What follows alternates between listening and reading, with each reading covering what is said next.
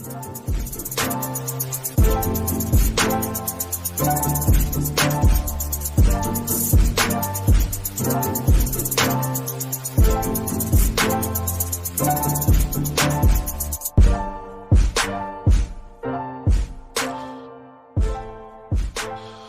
is going on, everybody? Welcome to another edition of Roundball, Ramble. I'm your host, Corbin Ford.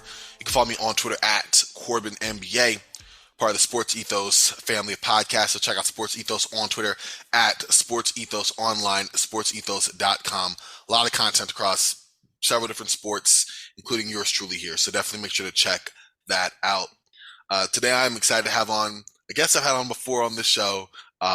Normally always talking Lakers, still the Lakers expert here.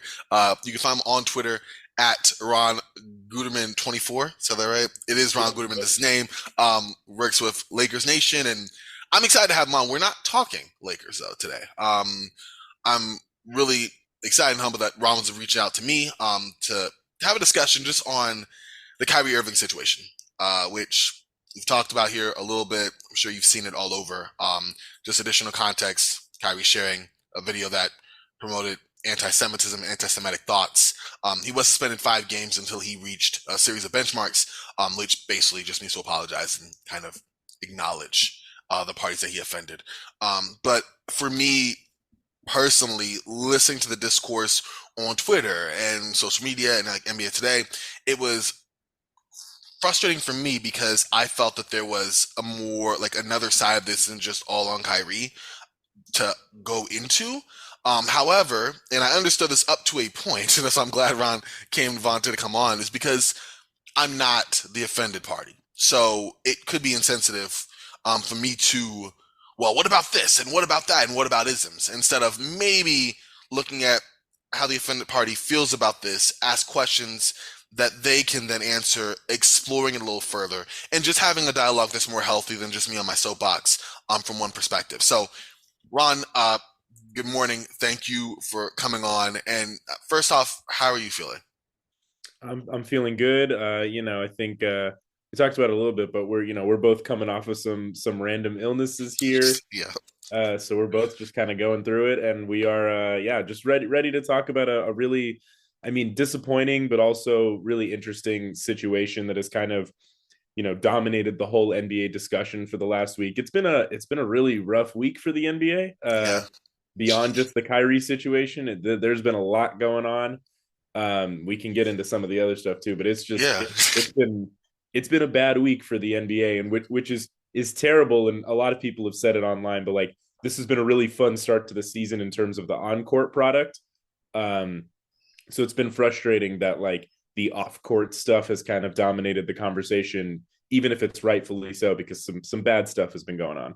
Exactly. And yeah, you're right. For the NBA, this entire week's been just horrible. Just current stuff. I'm sure maybe you heard of Ben Gordon getting in trouble for stuff he's done. Just horrible things in terms of violence. Like it's all over the place. But yeah, we can probably go in that a little bit here. But to kind of jump into Kyrie, Kyrie shared a book that is also a movie. He shared a link to the movie that was tweeted without comment last week, and it was called Hebrews to Negroes, Wake Up Black America. And this movie is full of anti-Semitic damaging tropes and thoughts that have offended many. And he was pressed about it, and Kyrie was like, hey, I'm not promoting it, I'm just kind of sharing it, and kind of not changed his stance, but basically, I deserve a platform, and yeah, my platform isn't influencing people like that, so it shouldn't be that big a deal. Wouldn't apologize multiple opportunities, although, he acknowledged harm, but didn't apologize for said incident, and was suspended. And I guess I want to just throw that to you, and just from your initial reaction, from when you heard about that, what you felt about it. Obviously, Kyrie is known as a quote unquote free thinker.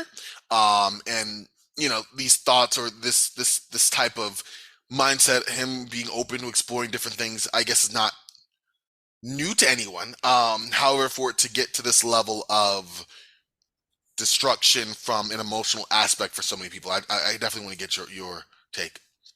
Yeah, it was certainly disappointing when saw the initial link that he had posted, And basically, this was one of those I just went through and like read the comments about this documentary because I was not one. You've had some conversations online about Amazon, having this publishing this in the first place. And I didn't want to give the documentary like more attention than it deserved by like giving it a view. And I kind of went a lot off of, screenshots that were posted of various parts of the film and comments about the film, and even seeing both perspectives of like, oh, this film isn't as bad as what people are saying. I tried to get all the information I could without like promoting it by watching it. Yes. But what was really troubling, when you are an NBA player, or you're a professional athlete, or you're anyone with a large following online, you have to be cognizant that anything you post, you are promoting that thing. You're drawing attention to it. And even if you're trying to draw attention to something that you don't support, it's on you to explicitly say that. So when you post a link to something as a professional athlete with no comment, no context, just a link, the assumption has to be that you're promoting it. And so the first disappointing thing came from the tweet. And then the second disappointing thing was essentially trying to backtrack on the idea that it was a promotion, which essentially says, oh, yeah, I know there's some bad stuff in there.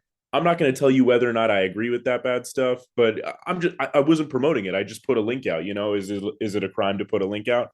And I think that led us down a really bad rabbit hole with Kyrie of having to constantly press him on it because he wasn't getting it really.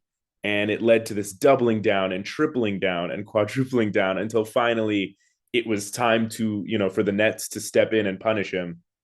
It's a really disappointing situation. And I wish that, there was just more conversation that would have led to a quicker apology or a quicker understanding of what he did wrong.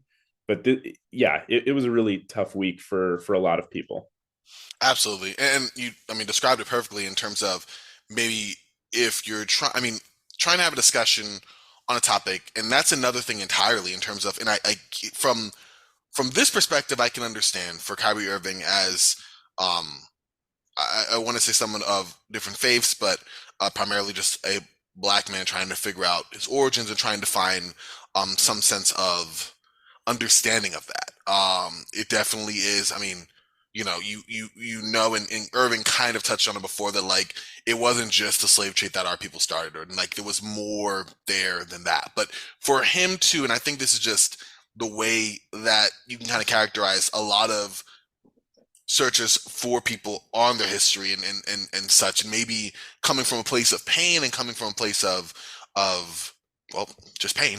Um, Maybe embracing ideas that, while they may serve as some solace to them, is hurtful to the majority, not to mention also factually incorrect, And I guess this is where it gets to, and I saw this is one I wanted to ask about that as well.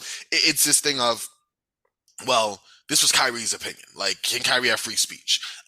This is Kyrie's faith, or whatever the case may be. It's been a very, very not a cool week for Twitter, in general, just for Twitter in general, Yeah. since Mr. Musk took over, but like also, for this situation especially, because like even myself, I tweeted, and you saw it, right? I was tweeting a few things about Amazon that I'm like, why are we not talking about the bigger elephant in the room? And I do want to ask you a question about that. And so I kept retweeting, like, finally, like ESPN took a week, but Jay Williams finally spoke out about it, and everyone else. I'm like, great.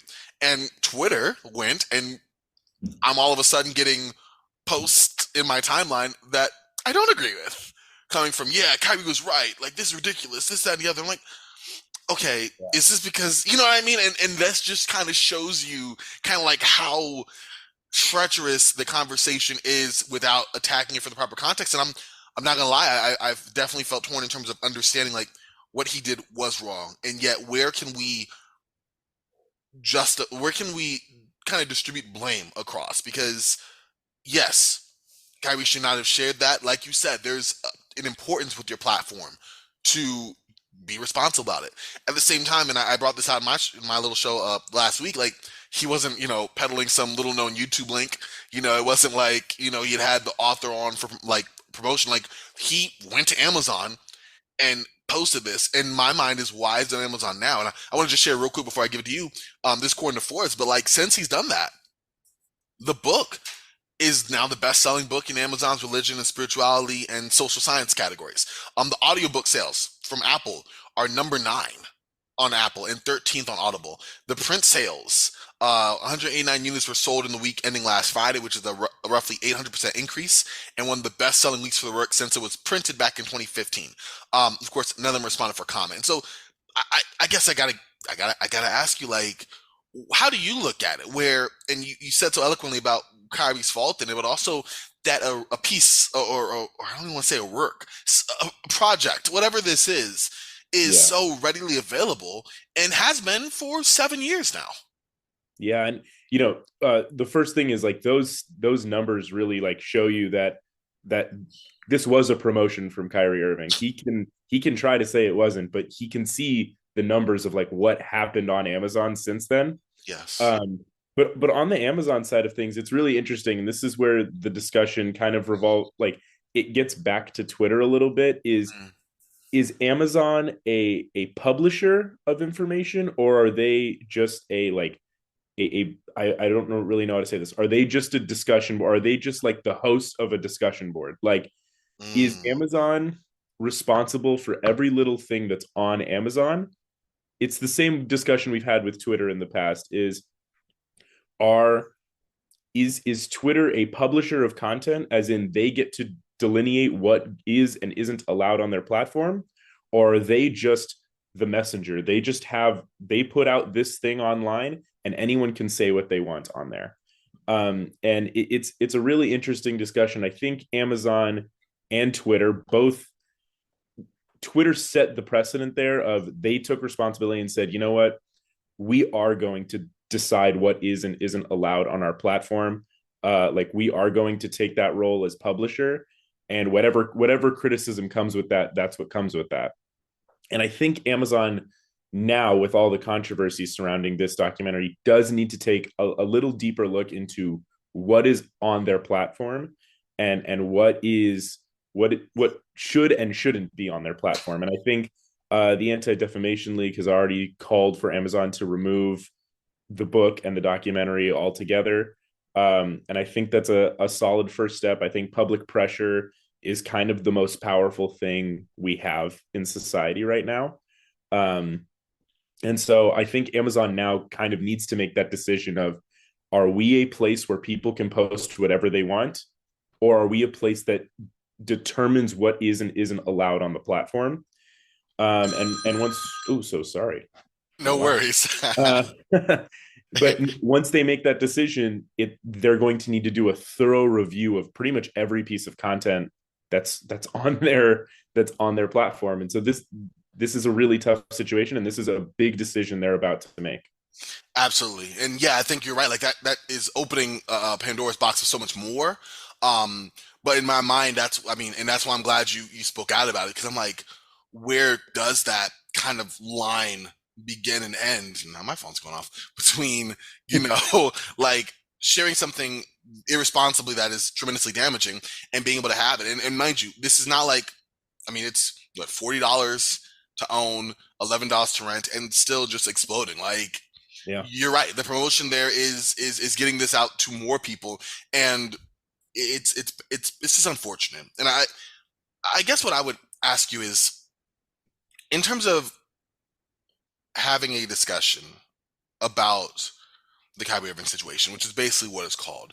Like, what would be like ways that you can handle that with tact, while understanding, as not the offending party, that, like, there are, like, exploring it with an understanding that this is damaging. You know what I mean? Like, I think on Twitter you have this, like, it's a pylon type of thing, and it can either be a pylon that Kyrie is dead wrong, which of course that is the case, or a pylon that, he has a point in that he's just trying to find his own self, and whatever the case may be. But from your perspective, seeing this discourse, seeing what's been going on, what would you think would be the ideal kind of outcome to maybe not only move past this incident, but also do further education. Because I think it's not just about getting past this incident with Kyrie. You know, he does what he does and serves his 5 game suspension is back. The conversation has already started, and I feel like lines are just being dug in the sand on it. And I'm just curious as to how we can actually have an exploration of, you know, black history and trying to understand who we are and sharing thoughts that are also understanding of Jewish people and not being offending of them, more definitely not suggesting the Holocaust doesn't exist and just Yeah. nonsense like that, and just having a thoughtful conversation that is beneficial for everyone. Where I feel like right now it's either engage in the war that is Twitter right now, or take a step back and just not do anything. And I don't know if that's necessarily beneficial, but I'm definitely curious as to hear your perspective. Yeah, I think it's very unique in this specific situation with Kyrie Irving, who and the black population in general is one of it's a population where it's a very unique circumstance of they are one of the few races or one of the only races where they don't really have a good tracking of their lineage, especially in America.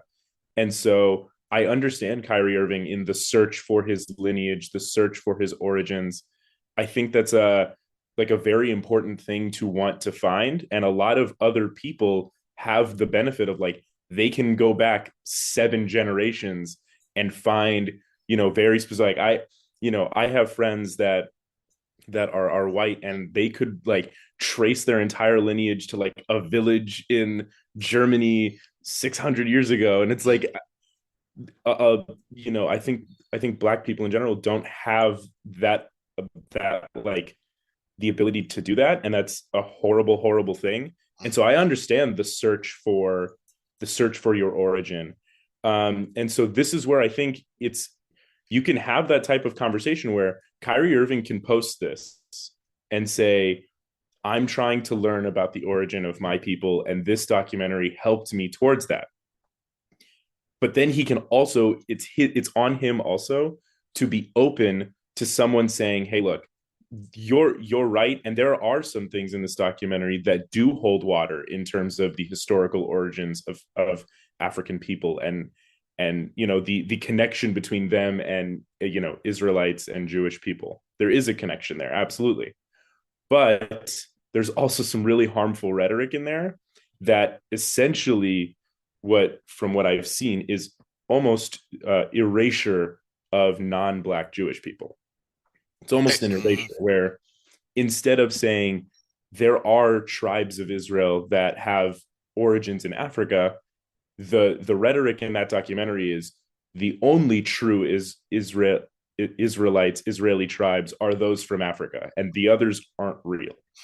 And that's where the damage comes. That's where I mean, this is the start of rhetoric that led to some awful atrocities against Jewish people in the past. And so the comment of that Kyrie Irving made that was particularly damaging. He said a lot of very not great things over the last week, but the particularly damaging one to me was, I can't be anti-Semitic because I know where I come from, which is basically a second promotion of the beliefs and ideals in the documentary, and basically says that I cannot be anti-Semitic. It's like I can't be anti-Semitic because I am the true Hebrew. I am that, which is exactly what the documentary purports and is exactly the type of stuff that leads to the rhetoric surrounding Jewish people. So it's such a nuanced thing, and I'm glad that like we are having this conversation because I feel like this is a unique chance to get both perspectives on this issue. So I'd love to hear your thoughts on kind of the search for origin and why that could possibly lead to some important findings within yourself, but also potentially damaging findings for others. I appreciate you opening up that conversation. You're right, because I definitely, from my perspective and growing up in my family, heritage has been important, trying to find where we come from and knowing like from New York, but family in Costa Rica and kind of tracing back from there. But I do know I have family, and I guess on a personal note, I have family who have observed this documentary, which is maybe why I was aware of some of the thoughts there. And I was also very like saying something like I get it, and that's why knowing family and in the search for stuff, you hear things, you're in your community, in your culture, and this has been a piece of work that at least I am familiar with. But because I was aware there was so much that I disagreed with, I understood the reasoning to want to look back and reach, and were it simply just a 3 hour film of archival footage tracing back generations and just showing documents and just on the people and trying to find the history, then I wouldn't feel embarrassed, ashamed, wrong to say, hey, it's just another outlet. Like, fine. But it's the, like you pointed out so well, it's the elevation of one to the like subjugation of the other that Mm-hmm. is troubling. That is, it sows the seeds of that type of thinking, like you said, that have been some of the great harms. And I guess for me, it is a balance because for so many people, for myself as a black person, a black man watching and reading these tweets and such, I see how Kyrie was wrong for it. I see how what he shared was damaging. I see how people are affected, but I'm not seeing the angle of, okay, like, and there was actually one piece from Jamil Hill that did sort of explore, because we've had similar thoughts like this in the past, where let's try to point out the fact that yes, like these guys are stumbling down the wrong path and they shouldn't be doing that, and we call that out when we see that, but they're stumbling through that path on a mission that nobody seems to really be bringing out, which is that they are trying to understand their heritage to people. And it is important for us as a culture that it's not just the slave trade, and it's not just, just the general atrocities. Not just, as my family said Yeah. growing up, we weren't just slave trade and the civil rights movement. There's so much more, and Yeah. I think that maybe a further exploration and a tactfulness that I'm still trying to develop in terms of pushing my own experiences and perspective, while also balancing that, like, you can't do that. You know what I mean? Like, you can look for where you're coming from, and that can be very important. And there's so many different paths and so many different databases and research papers and books and so much. It's a plethora, but not everything, not all paths lead to that one place. And I think in this case, it's hurtful because you want to.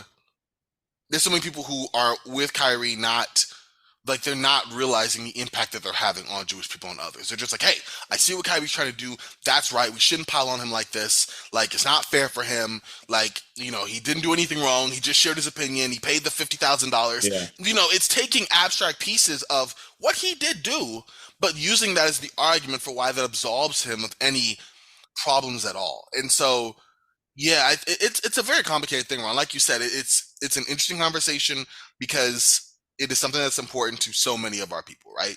And it's something we want to know. It's like you said, the sense Yeah. of belonging and the sense of history and just knowing where we are in that everlasting search.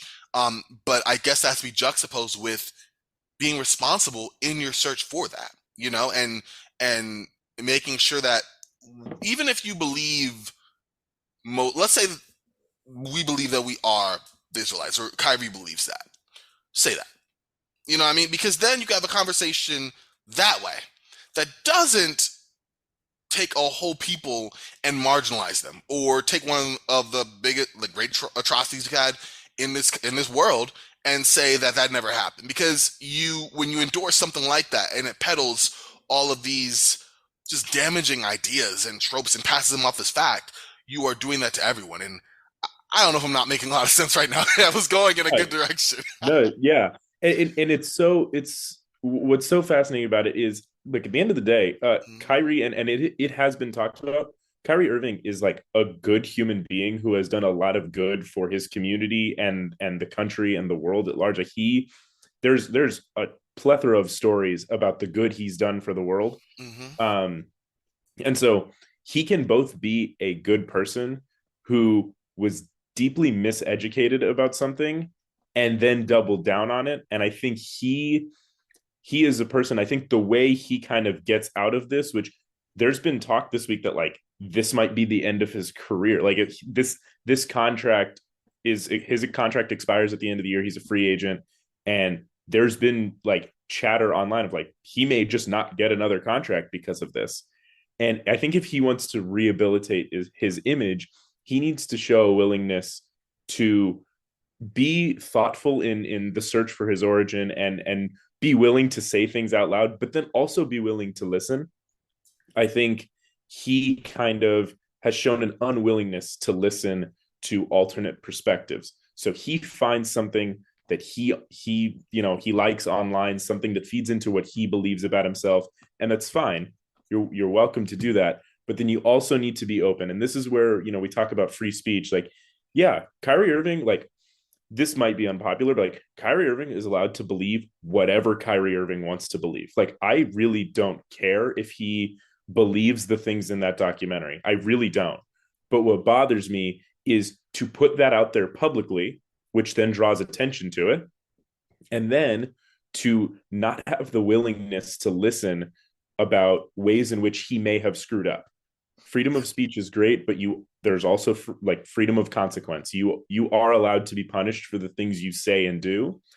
And I don't necessarily think that Kyrie is being punished for his beliefs necessarily. I think he's being punished for the way he went about publicizing his beliefs.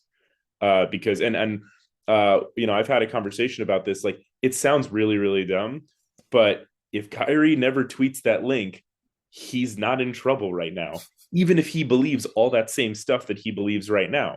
But no one would know about it if he just didn't tweet about it. Like, it's really that simple. You can believe whatever you want, but the second you put it out in public, you are open to public criticism and potentially punishment. That's just how it goes. No, that's true. And that well described how that whole thing went down. You're right. The minute you open yourself up with that type of sharing of that, you let yourself susceptible to what is rightful, So I'm definitely with you there, Ron. I know we're kind of running short on time here. I do want to just ask you, ideally, for you as a person who has been affected and is helping educate me, I appreciate that, and also just a person on Twitter like myself. How do you think the best resolution goes? I mean, obviously for Kyrie, it's taking these steps in accordance with what's been laid out by the Nets and rehabilitating himself with an understanding of, other thoughts and who he was damaging and hurting. But in terms of the discourse you would like to see and the thoughts you'd like to have, and you did point out the layers in this conversation, kind of how would you want the dialogue to go moving forward from this just Kyrie or anti-Kyrie stance that we seem to be having right now? Yeah, I think it's a very different situation, but I don't know if you remember Myers Leonard. Yes. He got in big trouble for saying a Jewish slur.